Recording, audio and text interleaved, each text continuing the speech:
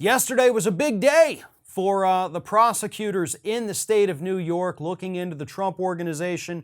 Allen Weisselberg's attorneys back in court, warning the court that, hey, we have reason to believe there's more indictments coming down the pipeline. And of course, the biggest bombshell of all was when Weisselberg's lawyer told the judge, hey, we just found out and got our hands on 3 million documents that had been hidden in the basement of a co-conspirator. And yes, Judge, these are tax documents hidden, again, in a co-conspirator's basement. So we need a little time to go through these 3 million basement documents. Now, I am not a lawyer, okay?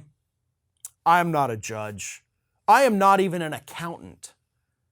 But I gotta tell you, when you're investigating an organization for possible tax fraud, and one of the people who you're already looking at and you've labeled as a co-conspirator, when you find 3 million tax documents hidden in a corner in their basement, that's a pretty big red flag. That's probably a pretty good indication that some kind of criminal activity took place here, because that is usually not where you store tax documents. Certainly not 3 million of them. But that is what they found. And that is what Weisselberg's attorneys are now saying, listen, we got to go through this. So the big question is why, right?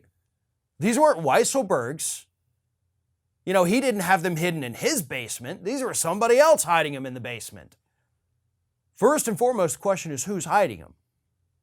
Second of all, why do Weisselberg's lawyers, why are they so intent on going through all these documents, right? Weisselberg's already been charged and indicted. You know, right now we're going through the motions trying to find out when that trial's going to be, but they want time to go through the documents. And I have a theory about that. This is just a theory, but my theory is that these lawyers want the opportunity to go through these documents to see what they show about Weisselberg himself, to see what they show about other individuals out there who may have dirt on Weisselberg or vice versa. So that way, before we get to an actual trial, Weisselberg's lawyers could advise him whether or not he may want to change his plea agreement and agree to then cooperate with the remainder of the investigation. That's what this is about, I think. I could be wrong. I don't think I am. But I do believe Weisselberg's lawyers are out there trying to get their hands on as much information as possible to make sure their client doesn't shoot himself in the foot by pleading not guilty, not taking a plea deal. And now 3 million basement documents show up that could absolutely change the game.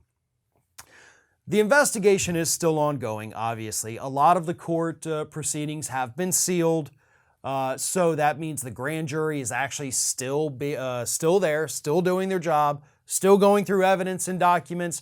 And as Weisselberg's lawyers said, more indictments are coming down the pipeline. So, you know, maybe hold off on our trial till we see who else is going down. And again, I think that has a lot to do with maybe Weisselberg is starting to think going to jail's not that good of an idea if he has information to roll on people at the organization who might be a little bit bigger than him. And I think we all know who those people are.